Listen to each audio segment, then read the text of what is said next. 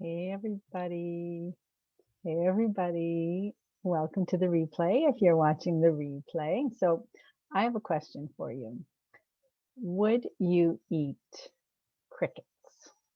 I'm guessing the answer is no, but I want to talk about what we will and won't eat today and how that relates to your healthy diet and getting healthier. So, hi everybody, I'm Ricki Heller from rickiheller.com, and I help women on restricted diets learn to love their food so that they can let their bodies heal, lose their symptoms, and move on living their best lives. And I brought this up because last year or a couple of years ago, there was a huge push in the food industry to sell cricket flour. And so, as somebody who posts recipes on my site and has, gluten-free, egg-free, dairy-free, sugar-free recipes, I was approached to see if I would want to use this cricket flour. And my answer was no. I just couldn't bring myself to do it. But a colleague of mine was like, sure, I'll use it. And I think she created like a cookie or something with it and posted it on her blog. And there was this big to do. And of course, the Cricket Flour Company was thrilled. I think that particular company is no longer in business, but things like cricket flour are coming back into our world because we are constantly looking for new food sources, and a lot of companies are looking for alternative ways to deliver nutrition. So my question for you is, would you have eaten it? And I don't think it's surprising if the answer is no, but I think that the cricket flour is on a spectrum, and that we need to think about how far are we willing to go beyond where we are right now. So as an example, I have a friend who just literally refuses to try any new restaurants. So if we're, and of course that I'm speaking pre-COVID because we haven't been to a restaurant in a very long time, but when we used to get together and we'd say, where do you want to go? What do you feel like? And she would always mention the same 3 or 4 same places.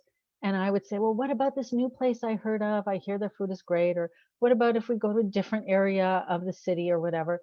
And the answer was always, no, I don't know if I'm going to like that food, and I already know I like the food in these places, and I don't want to waste my time and I don't want to waste my money. And I mean, there's some validity to that argument, obviously. But the question is, well, 2 things. How are you ever going to find something new that you like if you don't ever try something new? And also, I guess she's forgetting how she found those places, because at some point those were new places to her too. But I think for some of us, we just cling so tightly to the old, even when the new might be better than the old, right? So we would rather stay in something that's familiar, even though it might not be serving us well. And I'm sure every one of us can think of somebody we know in a marriage that is either a loveless marriage or even an outright unhappy marriage. And people are staying in it because it's easier than leaving. Or like in my case, when I hear from clients who say, I can't, I can't give that up. I can't give up bread. I can't live without gluten. I can't live without cheese. I can't live without my glass of wine every night, because that's the life that they are accustomed to, and they can't imagine anything else, even though the gluten and the sugar and the alcohol are making them feel ill with multiple symptoms and days to recover. But it's such a common approach to living for so many of us, right?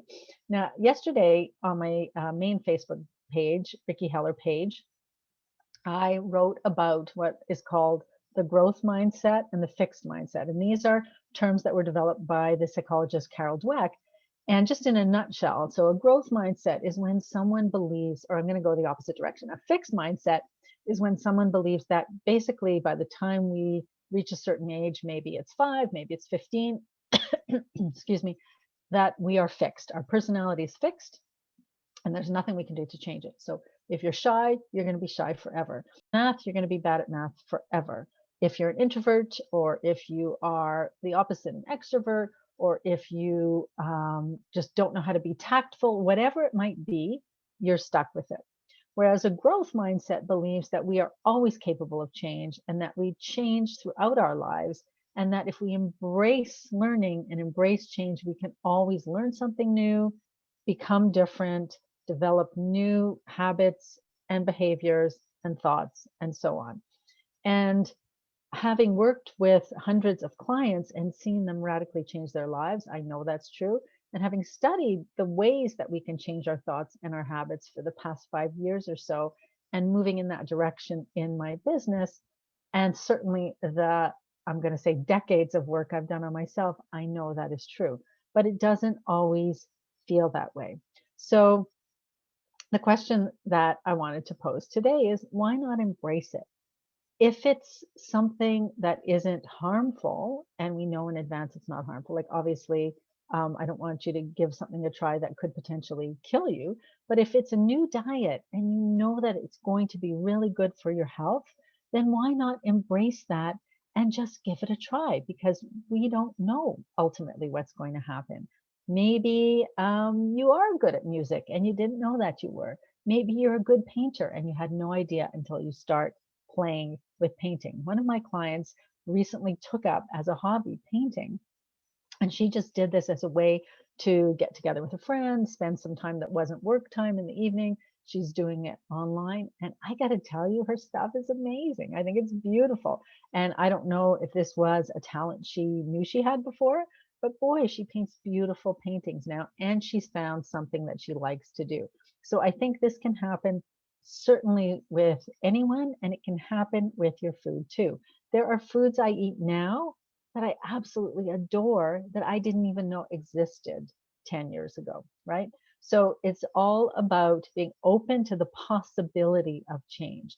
And if you approach your diet and you're eating that way, then you're just going to have so much more success with it. So I hope that is helpful.